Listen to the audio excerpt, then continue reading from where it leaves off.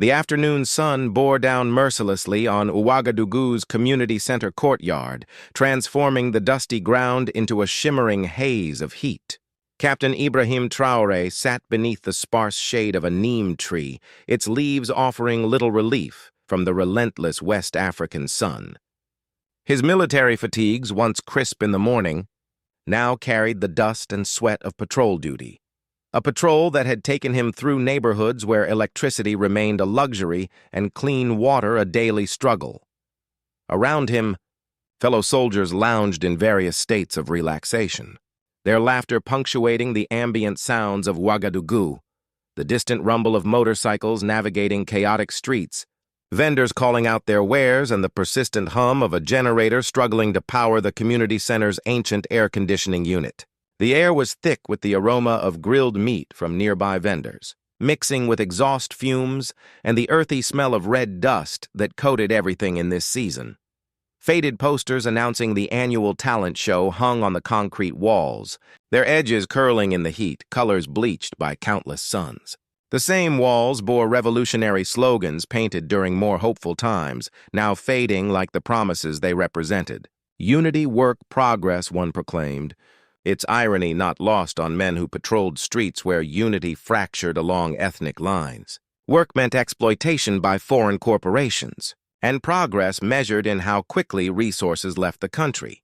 Kofi, the loudest and youngest of the group, suddenly jabbed his finger toward Ibrahim with a grin that carried equal parts mischief and cruelty. The gesture made the other soldiers lean forward instinctively, sensing entertainment, their fatigue momentarily forgotten in anticipation of drama. "You should perform, Captain," Kofi announced, his voice dripping with mock encouragement that barely concealed the dare beneath. "Show us what hidden talents our serious leader possesses." The laughter that erupted was immediate and sharp, echoing off the painted concrete walls like breaking glass. It was the kind of laughter that feeds on itself, growing louder as each man joined in, not wanting to be left out of the joke.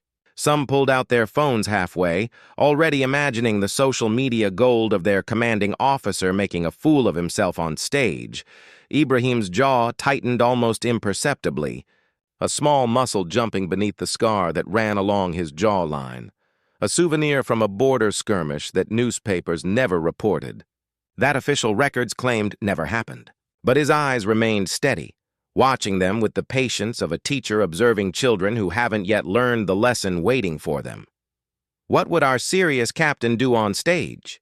Sadu chimed in, his gold tooth flashing as he spoke, a gift to himself from his last bonus. Money that should have gone to his mother's medical bills, but went instead to vanity.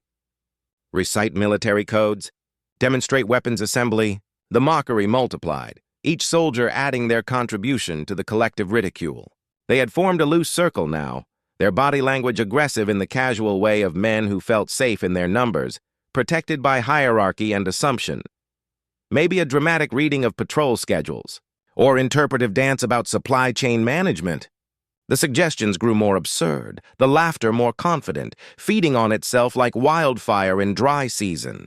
They were good men, Ibrahim knew. Brothers in arms who had faced danger beside him, who trusted him with their lives in combat situations. But they carried the same colonial education that had taught generations of Africans to separate strength from culture, to view duty and soul as incompatible, to believe that a serious military man couldn't possibly possess artistic depth. It was the same education system that taught them to be ashamed of their grandmother's songs, to speak French more than Moor, to value European aesthetics over African traditions. The same system that had produced leaders who auctioned their country's resources to the highest, foreign bidder, while their people struggled for basic necessities. Ibrahim's fingers traced the worn leather, bracelet on his wrist, a simple thing handmade, given to him by his grandmother Marama 5 years before her death. The leather had absorbed years of his sweat, had been present during firefights and negotiations, during moments of doubt and clarity. It connected him to something older than his military commission, deeper than his rank. He thought of Marama's voice, rough as baobab bark but strong as iron, singing songs that predated colonial borders.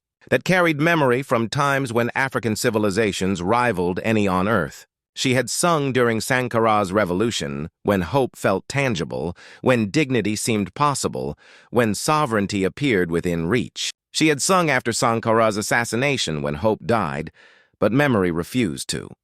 When carrying culture forward became an act of resistance.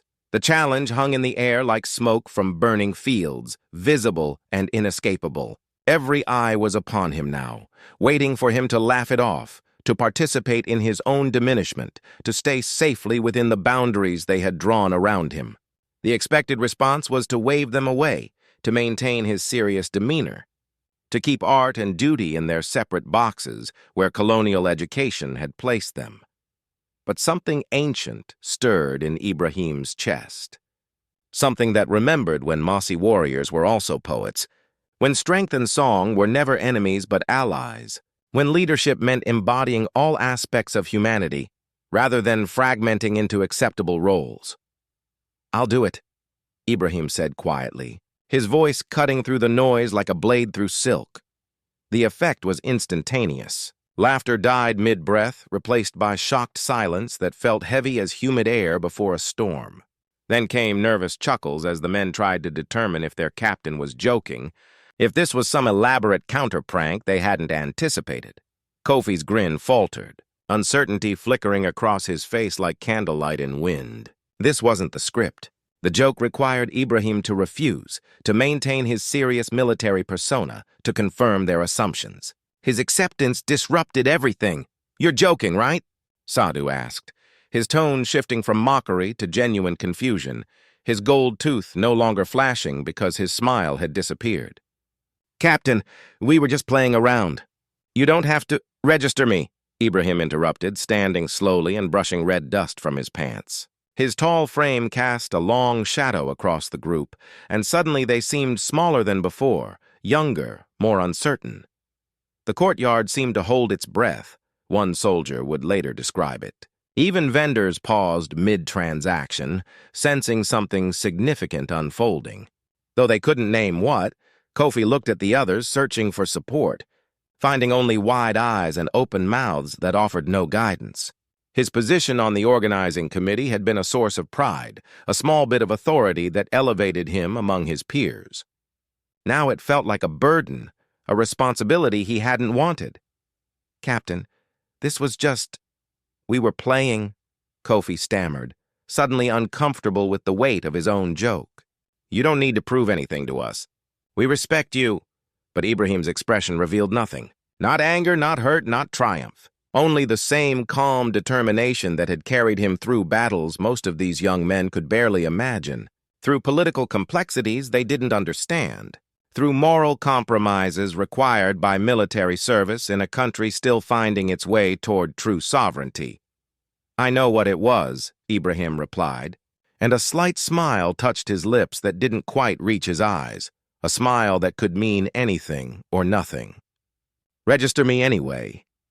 He walked away toward the parking area, his boots raising small clouds of dust, leaving behind a group of soldiers who suddenly realized they had initiated something they didn't understand, something that felt less like a joke and more like destiny unfolding in the harsh afternoon light. The room Ibrahim entered that evening was small and spare. Walls painted the faded green of independence-era optimism, a color chosen decades ago when African nations believed freedom meant control of their own destinies. Now the paint was cracked and peeling like dried riverbeds in drought season, revealing layers beneath: colonial white, revolutionary red, disappointment. He sat on the edge of his narrow military-issue bed, springs creaking under his weight with a sound he barely noticed anymore, so familiar it had become part of his evening routine. But tonight was different. Tonight he reached beneath the mattress for the wooden box his grandmother had left him, its surface worn smooth by her hands and now his, carved with traditional Mossi symbols that represented lineage, memory, responsibility. Inside lay treasures that would mean nothing to customs officials or thieves, but everything to Ibrahim. Photographs yellowed with age, showing Marama as a young woman with fierce eyes and proud bearing.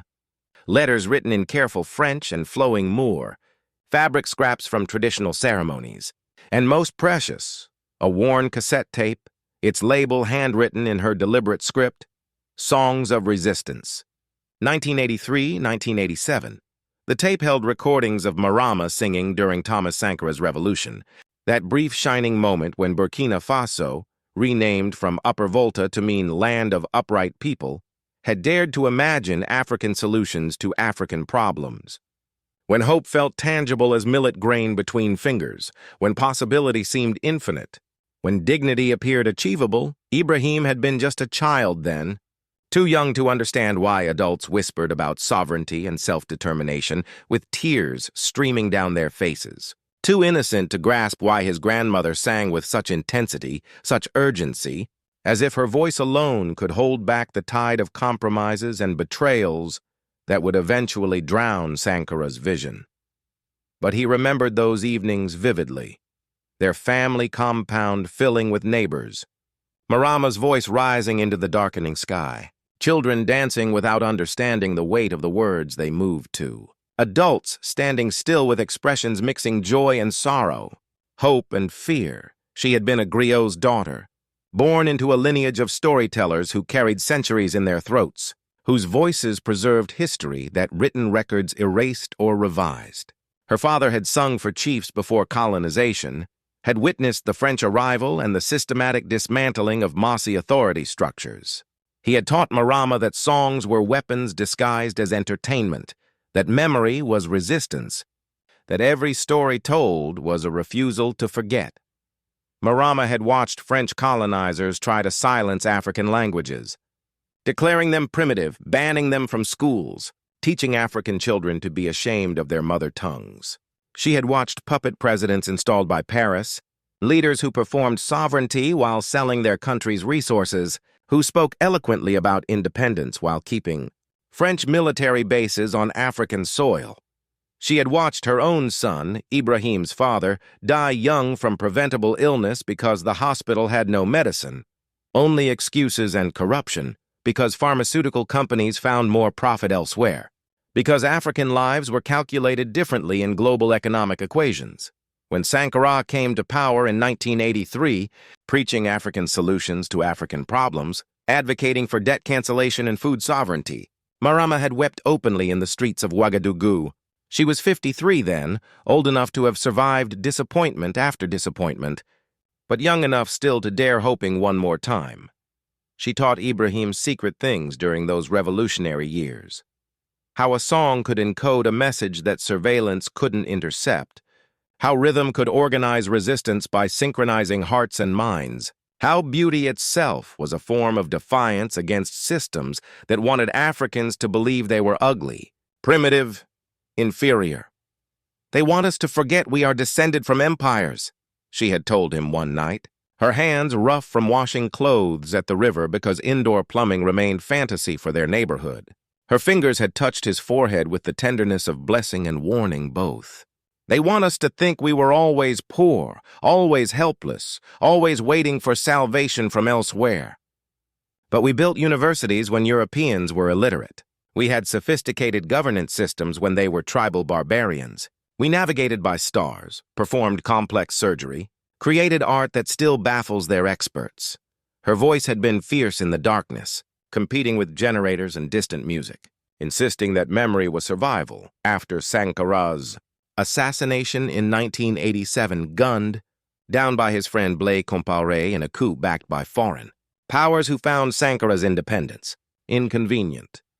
Something broke in Marama that never fully healed. The singing continued, but quieter now, more private, reserved for family gatherings and funeral rites where the old ways still held power. She had watched Burkina Faso slide backward into the corruption and foreign dependency that Sankara had fought against. Watched structural adjustment programs from the IMF gut social services.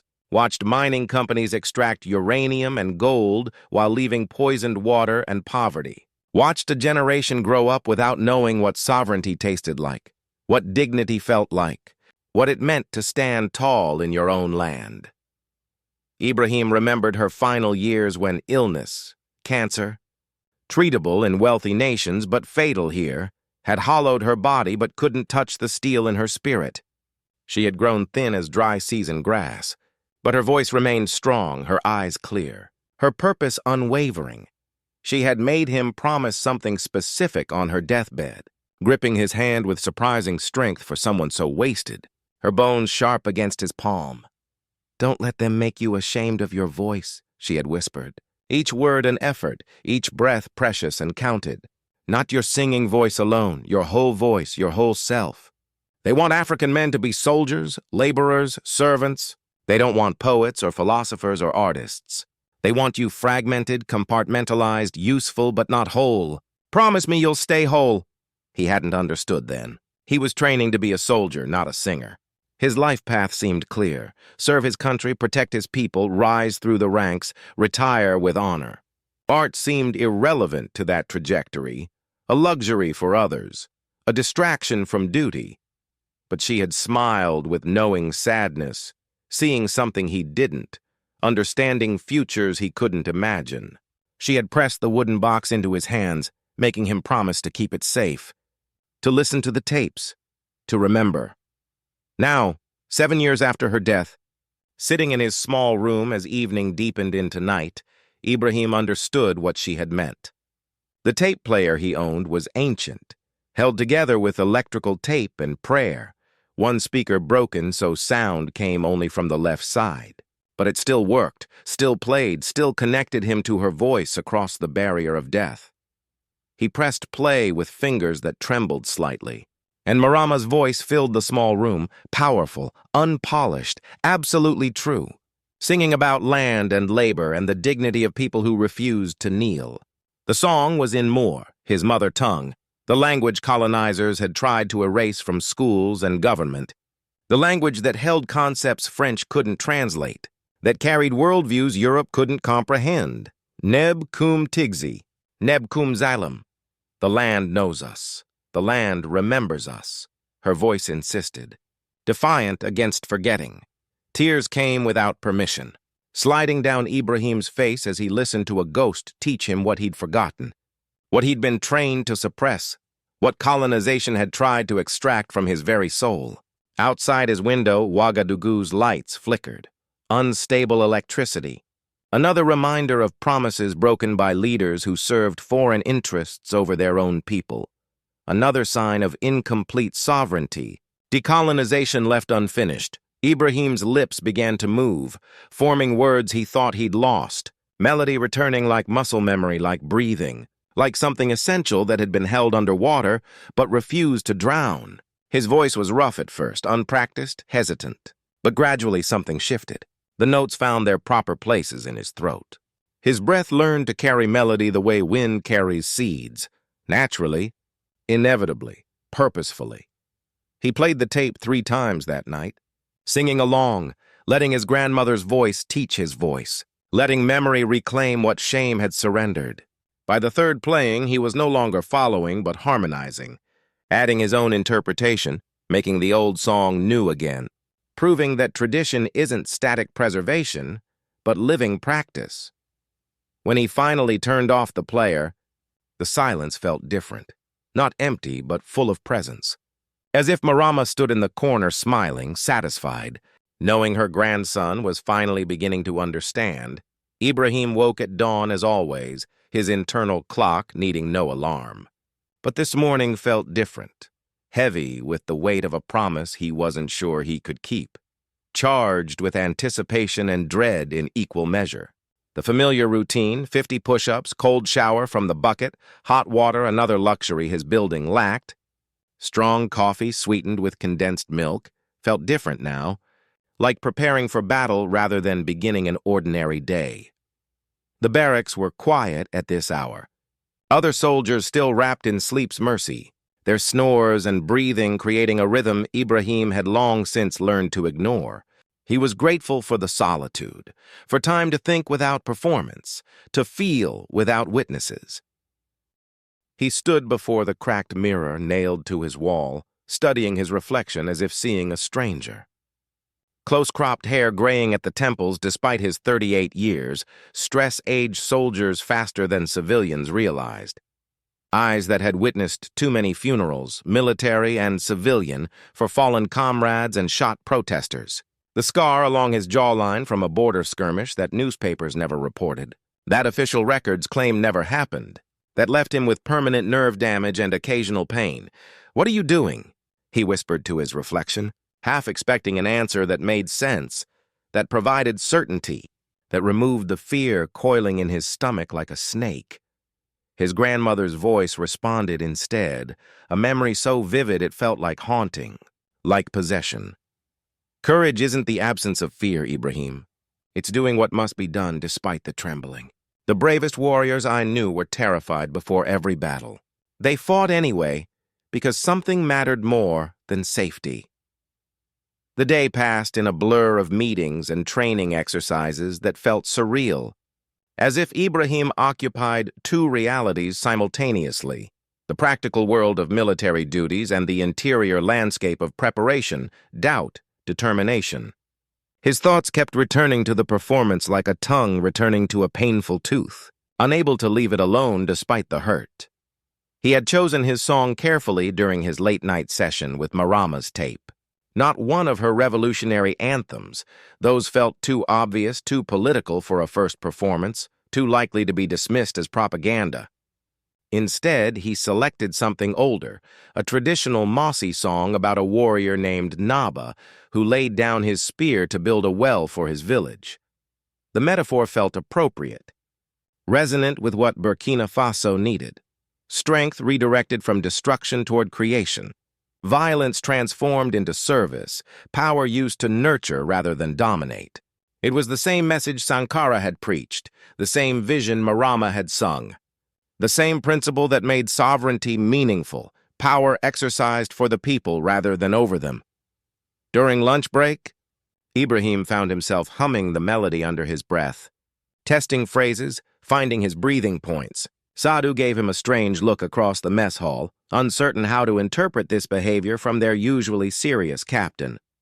"Still going through with it, Captain?" the younger man asked, his tone carrying multiple layers. Concern, curiosity, residual mockery, something approaching respect.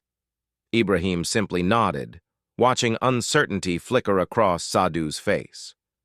The joke had transformed into something else now, something the jokers couldn't control or predict, and that loss of control made them uncomfortable.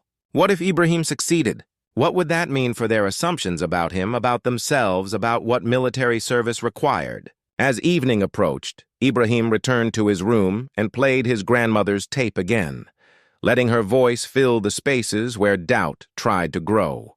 He practiced quietly, aware that thin walls meant privacy was an illusion, conscious that fellow soldiers might be listening and laughing, might already be recording him for social media mockery.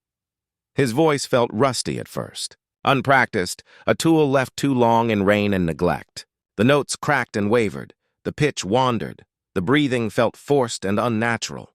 40 minutes of practice produced nothing but frustration and self-doubt that whispered he was making a terrible mistake. But Ibrahim remembered his grandmother's teaching. The voice is like any muscle. It needs exercise to grow strong. But unlike other muscles, the voice carries soul. You can't fake it, can't pretend. Either you mean what you sing, or you don't. And people always know the difference. He focused not on technical perfection, but on meaning, on truth, on connecting to the story behind the words. Naba the warrior choosing to build rather than destroy. A man redirecting his strength toward service. A leader, understanding that true power nurtures rather than dominates. Gradually, something shifted. The notes found their proper places. His breath learned to carry melody the way wind carries seeds, naturally, purposefully. The song wasn't just sound anymore, but became prayer, became remembrance, became resistance against every force that had tried to convince Africans they were nothing without Western validation. By the time darkness fell completely, Ibrahim had practiced the song 7 times, each iteration better than the last, each attempt bringing him closer to the truth his grandmother had known, that singing wasn't performance but communion, wasn't entertainment but testimony. Yet fear still lived in his chest, coiled like a snake around his ribs, whispering that he would fail, that mockery would multiply, that he was foolish to confuse military leadership with artistic expression. That same fear had probably lived in Marama when she sang for the first time before French soldiers, had probably lived in Sankara when he addressed the United Nations with truths they didn't want to hear. Ibrahim lay on his bed, unable to sleep, watching shadows dance across the ceiling cast by passing headlights. Tomorrow he would stand before hundreds, soldiers, civilians, judges whose opinions could elevate or destroy, and offer something precious and fragile. His whole self, undefended, undivided. He thought about his grandmother facing down French soldiers who wanted to silence her songs. About Sankara standing before the United Nations telling uncomfortable truths about debt and dependency, about every ancestor who had chosen dignity over safety, principle over convenience. His phone buzzed with a message from Kofi, the backlit screen bright in the darkness. "It's not too late to back out. No one would blame you. We were just joking around." Ibrahim read it twice, recognizing the kindness beneath the words, the genuine concern from a young man who suddenly realized his joke might damage someone he respected. But backing out would teach the wrong lesson, that fear should be obeyed, that comfort mattered more than growth, that soldiers couldn't also be artists. He set the phone face down on the floor without responding and closed his eyes, imagining his grandmother's hands on his shoulders, steadying him for a battle that looked nothing like war but required every ounce of the same courage. Outside, a rooster crowed prematurely, confused by streetlights into thinking dawn had come. Ibrahim smiled slightly in the darkness. Even roosters could be disoriented by artificial illumination, by systems designed to confuse natural rhythms. But morning would come eventually, bringing with it the talent show, the audience, the judgment, the opportunity to honor his grandmother's memory or confirm his critics' expectations. Ibrahim fell into fitful sleep finally, his dreams full of singing and warfare, of his grandmother's voice and Sankara's speeches, of water wells and loaded rifles, of everything he was being asked to integrate into a single coherent self. The backstage area of Ouagadougou's National Cultural Center smelled of sweat, cheap perfume, and the particular anxiety that comes before public judgment, that acidic scent of nervousness that no deodorant can mask. Ibrahim arrived 2 hours early, his performance slot scheduled near the end of the program, and found chaos barely contained by clipboard-wielding organizers shouting contradictory instructions in French and more. The building itself was a relic of post-independence optimism, built in the 1970s when African nations still believed cultural centers and universities would transform societies, when investment in the arts seemed wise rather than frivolous. Now the paint peeled, the air conditioning barely functioned, and budget cuts had left the facility perpetually one crisis away from closure. Young dancers stretched in corners, their colorful traditional costumes carefully sewn, representing months of work and expense, already wilting under the heat of inadequate ventilation and nervous sweat. Their faces showed mixture of excitement and terror, the peculiar expression of people about to be judged by strangers. A rapper paced near the water cooler, muttering lyrics into his phone, his movements jerky with caffeine and anxiety. His carefully cultivated, tough exterior couldn't hide the fear in his eyes. The desperate hope that this performance might launch the career he'd dreamed about since childhood, might provide escape from the informal economy and precarious survival most young Burkinabe endured. A comedy troupe argued about timing in hushed, urgent murmurs, their disagreement threatening to explode into full conflict before their leader reminded them that fighting wouldn't improve their act. Their tension was palpable, each member wanting individual spotlight while knowing collective success required unity. Ibrahim claimed a plastic chair against the back wall, far from the center's nervous energy, and closed his eyes to center himself. Breathing exercises learned during military training repurposed for artistic preparation. But privacy proved impossible. Within minutes, he felt eyes upon him, heard whispers that carried his name like smoke through the crowded space, spreading rumors and speculation, building narratives he couldn't control. "That's the captain," someone said, the words heavy with disbelief and barely concealed amusement. "The soldier who thinks he can sing." I heard he lost a bet. No, I heard it's some kind of publicity stunt. Maybe he's having a breakdown. You know, PTSD or something. The speculation multiplied, each theory more ridiculous than the last, each comment revealing the speaker's assumptions about military men and artistic expression, about the boundaries they believed shouldn't be crossed. The first direct confrontation came from a young woman in an elaborate head wrap, her stage makeup already applied with professional precision that spoke of training and experience. She approached Ibrahim with the confidence of someone who owned this space, who considered the backstage area her territory, her microphone earrings swinging as she moved with exaggerated hip motion designed to project femininity and power simultaneously. "You're the soldier everyone's talking about," she said, not quite a question, her tone measuring him like fabric before cutting, assessing whether he deserved to share this space with real performers. Ibrahim opened his eyes and met her gaze steadily, recognizing the challenge beneath false friendliness, the territorial behavior of established artists confronted with an outsider. "I'm performing, yes," he replied simply, offering nothing more. Refusing to defend or explain, she laughed, sharp and knowing, a sound practiced in mirrors and perfected through years of dismissing those she considered beneath her. Several nearby performers turned to watch, sensing drama, hoping for entertainment to distract from their own anxiety. "This isn't a military parade." "Captain," she continued, her voice carrying enough to ensure an audience. "Stage presence, vocal training, understanding your audience, these things matter here. It's not enough to just show up and make noise." Her smile didn't reach her eyes, and Ibrahim recognized the gatekeeping, the territorial protection of people who believed art belonged only to those with formal credentials, Western training, certificates from European institutions. It was the same colonial mentality that said Africans couldn't govern themselves without European administrators, couldn't develop economically without Western experts, couldn't create art without foreign validation. Before Ibrahim could respond, one of the organizers, a thin man with wire-rimmed glasses and a name tag reading Amadou, approached with a clipboard and an apologetic expression that immediately signaled bad news.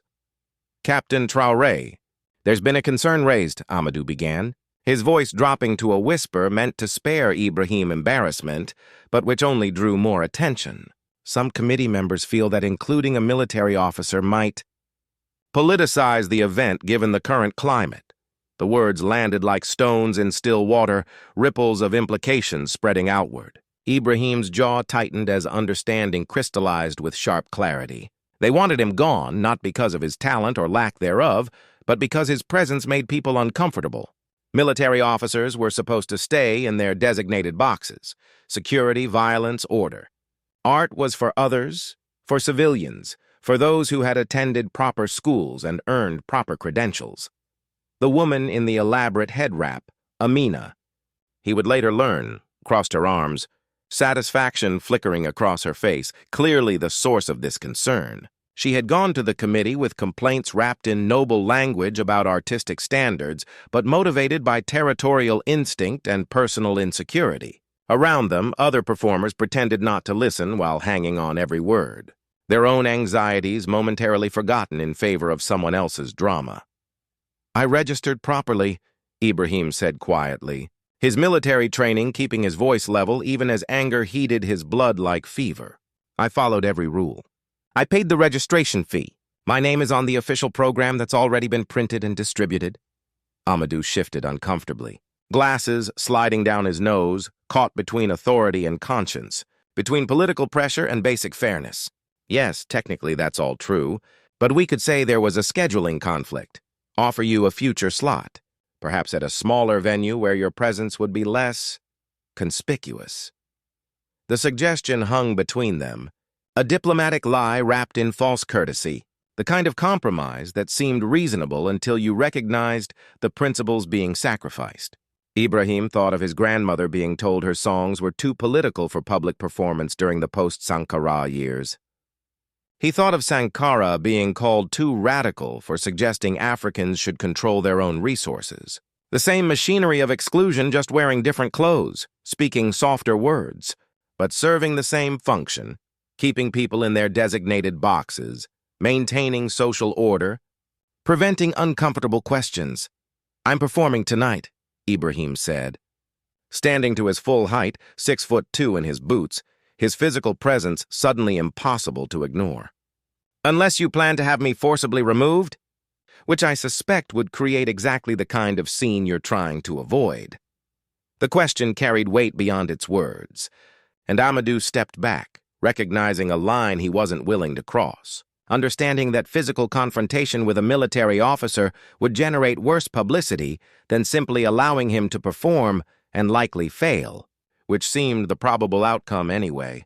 Amina's satisfaction faded as she realized her complaint had backfired, that Ibrahim wouldn't be intimidated or persuaded, that the spectacle she'd hoped to avoid was now guaranteed, regardless of whether he performed well or poorly. Other performers watched with new respect, or at least new calculation, recognizing that Ibrahim possessed something they lacked: absolute certainty about his right to be present, unwillingness to apologize for existing outside prescribed boundaries.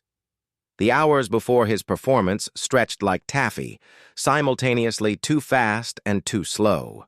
Ibrahim watched other performers take the stage, heard their names called, listened to audience response filtering backstage, applause enthusiastic or polite, laughter genuine or forced. Each act ratcheted his anxiety higher while simultaneously confirming his resolve. These were talented people, trained and practiced, but none were doing what he was about to attempt: cultural reclamation disguised as entertainment, political statement wrapped in melody, resistance packaged as art. A young performer, barely 20, with nervous energy radiating from every pore, approached Ibrahim during a break between acts. Unlike Amina's confrontation, this young man seemed genuinely curious rather than hostile. "Captain, sir," he began hesitantly, "why are you doing this? I mean, you have respect already. You don't need to prove anything." Ibrahim considered the question seriously, recognizing its sincerity. "That's exactly why I need to do it," he replied. "Because I have nothing to prove. This isn't about validation or competition. It's about refusing to fragment myself into acceptable pieces." The young man looked confused, and Ibrahim continued. "The world wants us compartmentalized. Soldier here, artist there, never mixing, never whole. But my grandmother taught me that wholeness is resistance. When we accept fragmentation, we accept colonization of the self." The young performer nodded slowly, not entirely understanding, but sensing something important in Ibrahim's words. He walked away thoughtful, carrying a seed that might grow into his own understanding someday. Time crawled and raced simultaneously. Ibrahim watched through the curtain gap as the auditorium filled. Families, students, government officials in their expensive suits, elders in traditional clothing, young people with phones already raised to capture everything. The diversity of the audience was itself political in a country where class divisions had been carefully maintained by those who profited from separation. He spotted his fellow soldiers occupying an entire section on the left, Kofi and Sadu visible among them, their faces carrying expressions mixing anticipation with guilt, excitement with dread. They wanted him to succeed, but had invested so much in the joke that his success would require them to confront their own assumptions, their own colonized thinking. The previous act, an acrobatic dance group with impressive athleticism and synchronized choreography, took their final bow to thunderous applause that made the building shake. Ibrahim felt his mouth go dry as sand, his heart hammering against his ribs in a rhythm that had nothing to do with music and everything to do with primal survival instinct. The MC consulted his notes, and Ibrahim saw the man's eyebrows rise slightly, lips quirking into an expression that looked dangerously close to amusement. The MC was a popular radio personality known for sharp wit and sharper commentary, someone who could make or break reputations with a single clever phrase. "Ladies and gentlemen," the MC began, his voice amplified and smooth as honey, practiced over years of controlling crowds and shaping narratives. "Our next performer is quite unconventional. Laughter rippled through the audience immediately, a sound like wind through dry leaves, and Ibrahim's hands clenched at his sides. The mockery had begun before he'd even appeared, the joke already established, the narrative already written. Please welcome to the stage Captain Ibrahim Traoré of the Burkina Faso Armed Forces. The announcement landed like a punchline, exactly as intended, and the laughter grew louder, more confident, spreading from the soldiers' section outward like a contagion. Ibrahim heard whistles, catcalls, someone shouting, "Show us your dance!" "Moves, Captain!" in a voice thick with ridicule that cut deeper than expected. He stepped onto the stage anyway, his military boots heavy on the polished wood, each step deliberate and measured, and the spotlight hit him like a physical force, hot, exposing, merciless. The laughter peaked, crested, became almost deafening, a wall of sound that would have broken a weaker man, that was designed to break him, to send him retreating back to safety and prescribed roles. But Ibrahim didn't break. He stood center stage, still as stone, waiting with the patience learned from night patrols where movement meant death, where discipline meant survival. He had faced armed militants with less fear than this, had stared down death with more calm than he felt now. But he stood firm, grounded, present. Slowly, confused by his refusal to react, uncertain what to do with a target that wouldn't flinch or flee, the laughter began to fade.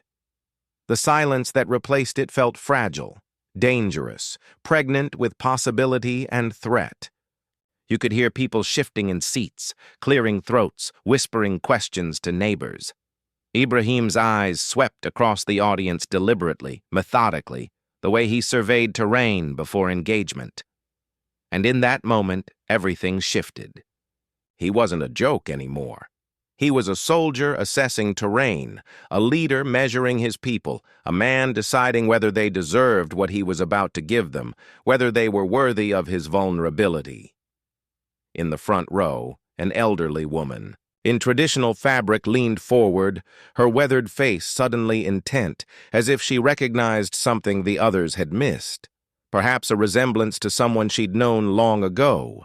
Perhaps the energy of someone who carried ancestral memory in their bones. The microphone stood before him like a challenge or an offering, a threshold between who he had been and who he was becoming. Ibrahim stepped forward and adjusted it with steady hands that betrayed none of the storm inside him, none of the fear. Screaming in his mind to run, to preserve dignity through silence rather than risk it through sound. The silence deepened, became absolute. The kind of quiet that precedes revelation or disaster, the held breath before climax.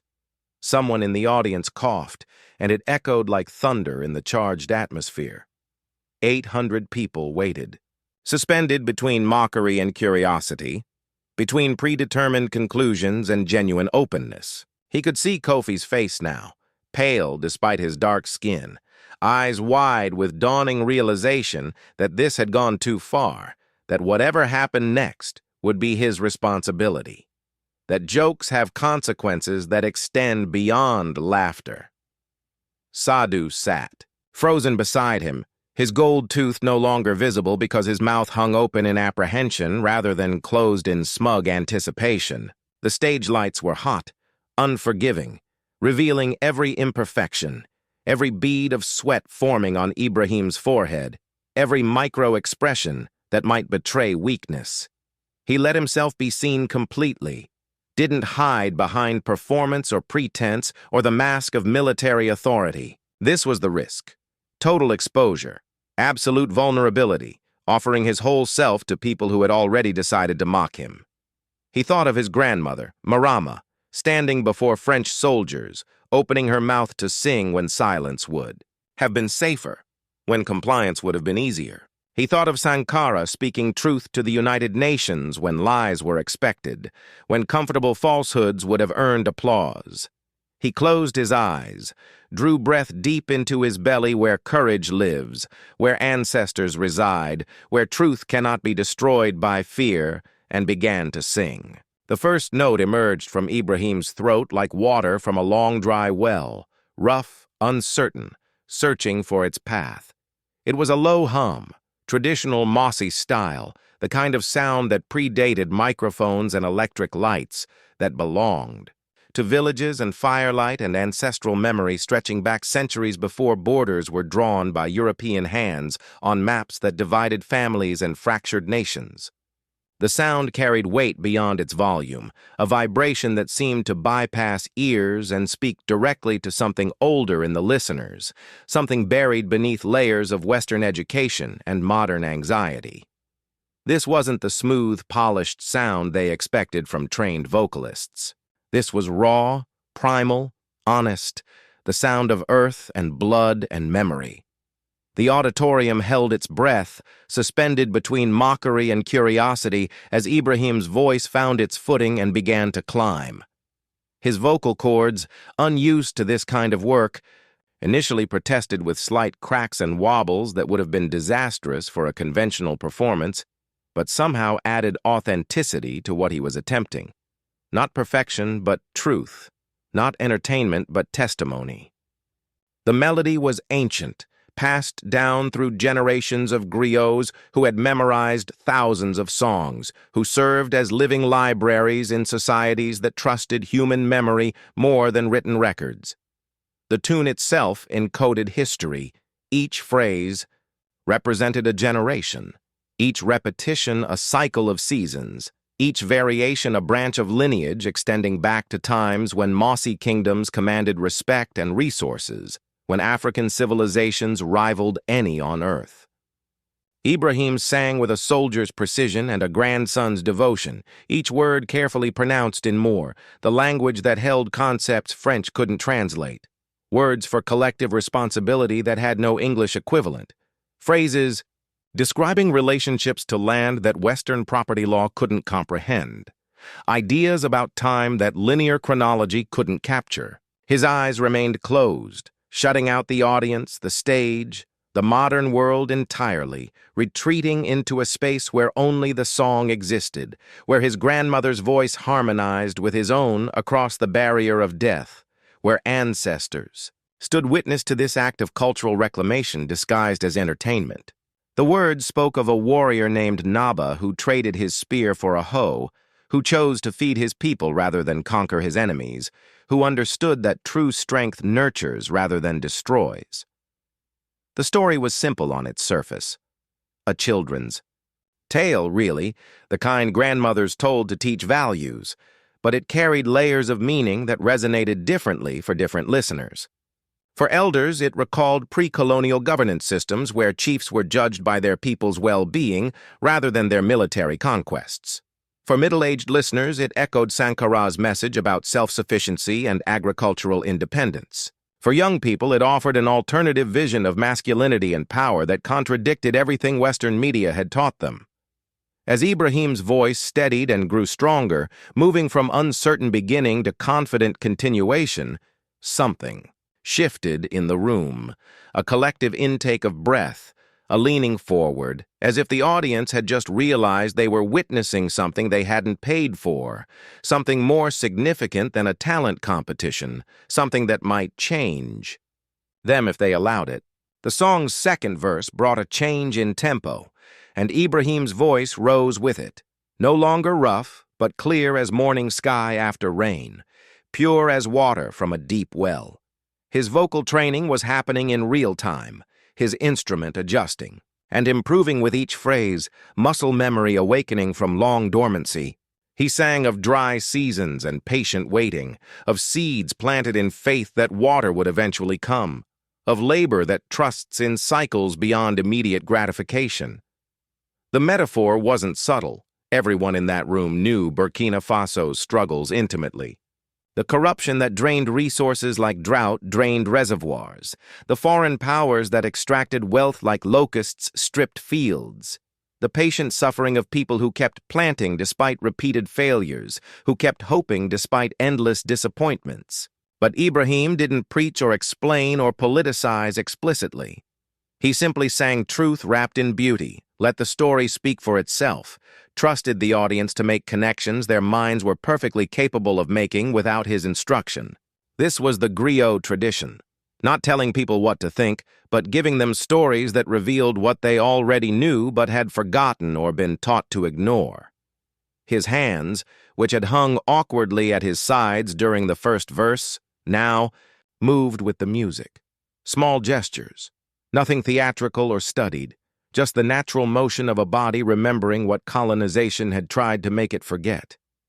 His fingers traced patterns in the air that corresponded to farming motions, to blessing gestures, to traditional dance movements he'd seen at ceremonies but never consciously learned.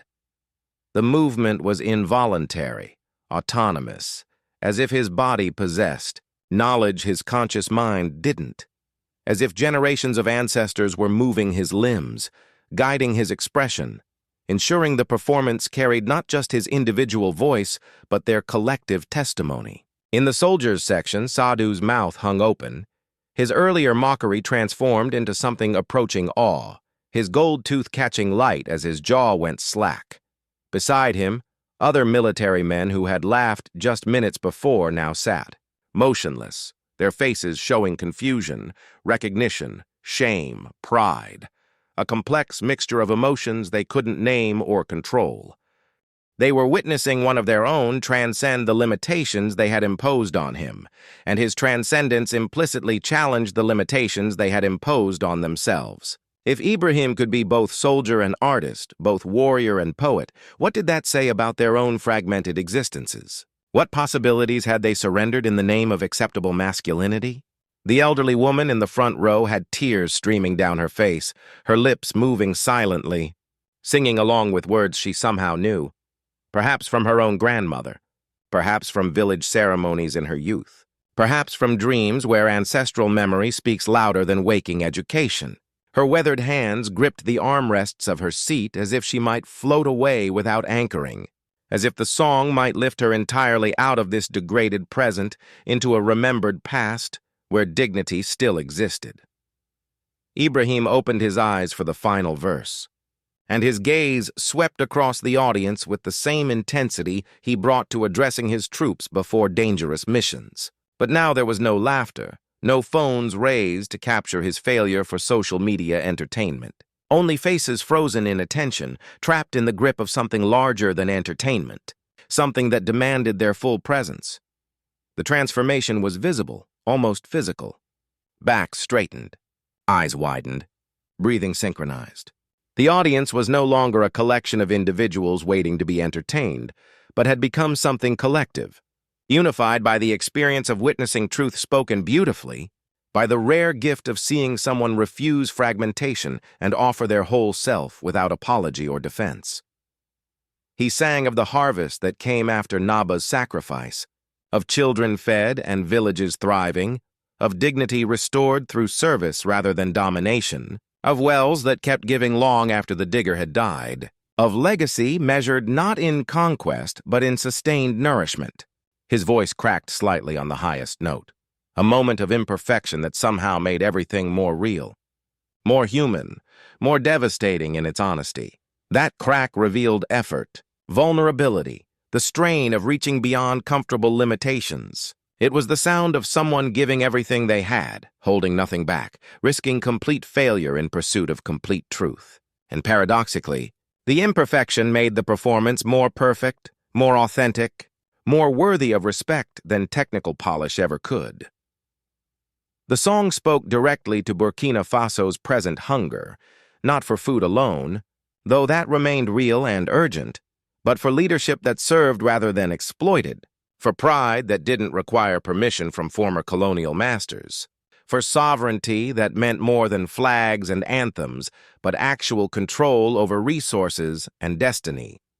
Ibrahim's voice carried his grandmother's spirit, Sankara's vision, and every ancestor who had refused to be erased, who had insisted on their full humanity even when systems of oppression demanded they accept fragmentation, diminishment, erasure. The song was an act of resurrection, bringing forward voices that had been silenced but never destroyed, that waited in blood and bone for moments like this to speak again. The final note hung in the air like smoke, like prayer, like a question demanding answer. Ibrahim let it fade naturally, didn't cut it short or extend it artificially, trusted the note to carry as far as it needed and no further. When silence returned, it was different from before, not the hostile quiet of judgment or the uncertain quiet of anticipation, but the sacred hush that follows prayer, that follows revelation, that follows the moment when the veil between worlds grows thin and something eternal touches something temporary. For 3 heartbeats, nothing happened. The silence stretched, deepened, became almost unbearable in its intensity. Ibrahim stood motionless at the microphone. His eyes open now, watching the audience watching him, waiting for verdict, for judgment, for response. Then the elderly woman in the front row stood, her movement deliberate and decisive, her applause sharp and deliberate as gunfire. Each clap a statement of allegiance, of recognition, of solidarity. Her weathered face was wet with tears, but her expression was fierce, triumphant, as if she'd won a battle she'd been fighting for decades. Within seconds, others rose, first in scattered clusters as individuals found courage in her example, then in waves as collective energy built momentum, until the entire auditorium was on its feet in a standing ovation that seemed to shake the building's foundation. The sound of their applause crashed over Ibrahim like a storm, like a flood, like something that could drown or cleanse depending on how you received it. He saw shock on faces that had arrived expecting comedy, expecting failure, expecting confirmation of their assumptions about military men and artistic expression. He saw tears on faces that hadn't expected to cry, that had come for light entertainment and instead encountered something that pierced defenses they'd carefully constructed over years of disappointment and compromise. Kofi was standing too, tears running unashamed down his cheeks, clapping until his palms must have stung. His face a mixture of joy and grief. Joy at Ibrahim's triumph, grief at his own role in trying to prevent it, at his complicity in the diminishment he now recognized as colonized thinking. The young soldiers around Kofi were clapping mechanically at first, uncertain how to respond, then with increasing enthusiasm as they realized they had witnessed something significant, something that would be discussed for months, something that had transformed their understanding of their captain and perhaps of themselves. Ibrahim didn't smile or bow dramatically like professional performers did. He simply pressed his right hand to his heart in traditional greeting, acknowledging what had passed between himself and his people, not performance but communion, not entertainment but ceremony, not individual achievement but collective recognition of shared humanity and history. The gesture was simple but profound, carrying weight from centuries of tradition. It said, "I see you. You see me? We are connected by something stronger than individual identity, by land, by language, by struggle, by hope." The audience understood immediately, instinctively, and their applause intensified. No longer polite approval, but urgent affirmation. The applause continued for nearly 2 minutes, an eternity in performance time, long enough that the MC abandoned his planned transition and simply waited, stunned in the wings, his smooth professionalism temporarily abandoned. He had hosted hundreds of events, had seen talented performers receive standing ovations, but this was different. This wasn't appreciation for skill. It was gratitude for truth, relief at being seen and understood, celebration of someone refusing to be less than whole. Ibrahim stood motionless at center stage, overwhelmed by the response but trained not to show it. His military discipline warring with emotions he hadn't anticipated, gratitude, vindication, sorrow for his grandmother who should have been alive to witness this, anger at systems that made such basic acts of cultural expression feel revolutionary. In the audience, something profound was happening beyond mere appreciation of a good performance. People weren't just clapping for a song well sung. They were responding to recognition, to being seen and understood, to having their collective experience validated and honored in public space where validation was usually reserved for Western aesthetics and foreign approval. A young man in the middle rows wiped his eyes roughly with the back of his hand, angry at his own tears but unable to stop them, embarrassed by emotional display but unable to care about embarrassment in the face of what he'd just experienced. He had come expecting to laugh at a soldier's foolishness, and instead found himself confronting his own colonized thinking, his own internalized racism, his own acceptance of fragmentation. An older gentleman in traditional boo-boo robes nodded slowly, rhythmically, as if Ibrahim had answered a question he'd been asking for decades, the question of whether young people could still connect to tradition, whether modernity and tradition could coexist, whether something essential had been lost forever or merely hidden, waiting for the right moment to emerge. Near the front, a group of university students who had arrived wearing ironic smirks and carrying assumptions about military stupidity now sat frozen, their carefully constructed intellectual superiority crumbling like dried clay in rain. One young woman among them was crying openly, her mascara running, not caring about her appearance because something more important than image was happening. The woman who had challenged him backstage, Amina. The professional performer with elaborate head wrap and perfect makeup sat frozen in the performers section, her carefully constructed superiority collapsing under the weight of what she'd just witnessed. This wasn't supposed to happen. The soldier was supposed to fail. To confirm their assumptions, to stay in his designated box, to prove that art required formal training and professional credentials. But Ibrahim had demonstrated something Amina's expensive vocal training had never taught her. That technique without truth is empty. That polish without purpose is hollow, that the most powerful performances come not from perfection, but from wholeness, from refusing to fragment yourself into acceptable pieces. She watched the audience's response, genuine, overwhelming, transformative, and recognized with painful clarity that her own performances, technically superior though they were, had never generated this kind of response, had never changed anyone, had never done anything except entertain for 90 seconds before being forgotten. Ibrahim had done in 4 minutes what she had failed to do in years of professional performance. He had mattered. As Ibrahim finally left the stage, the audience remained standing, their applause following him into the wings where other performers stared with expressions ranging from respect to resentment, admiration to jealousy. Some understood immediately what they'd witnessed. A paradigm shift, a challenge to assumptions, an expansion of what was possible. Others saw only threat, competition, someone who had broken unspoken rules about who deserved recognition and why. The MC stumbled through his next introduction, clearly shaken, his smooth professionalism temporarily abandoned, his prepared jokes suddenly feeling inappropriate and hollow. "Ladies and gentlemen," he began, then stopped, uncertain how to transition from what had just happened to conventional entertainment. Let's take a moment. He abandoned his script entirely, an unprecedented move that showed how thoroughly Ibrahim's performance had disrupted normal proceedings. But in the auditorium, conversations were already erupting, urgent, passionate discussions that had nothing to do with the next act, that couldn't wait for intermission or after-show socializing. People turned to neighbors, to strangers, needing immediately to process what they'd experienced, to confirm that others had felt what they'd felt, to understand what had just happened. "That was Marama's grandson," the elderly woman announced to those around her, her voice carrying authority earned through decades of community respect. "I knew her during Sankara's time. She sang the same way, like truth was the only option, like beauty was resistance, like her voice alone could hold back darkness." Others nodded, memories awakening, connections forming across generations. Names were exchanged, stories shared, lineages traced.